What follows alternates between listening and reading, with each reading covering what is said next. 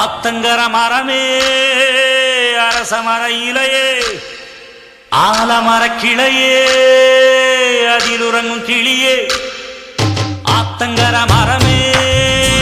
அரச மர இலையே ஆலமர கிளையே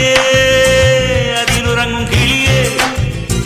ஓடக்கர உழவு காட்டுல ஒருத்தி யாரு இவ வெளிச்சு நிக்கிற பருத்தி தாவி வந்து சண்டையிடும் அந்த முகமா தாவணிக்கு வந்த ஒரு நந்தவனமா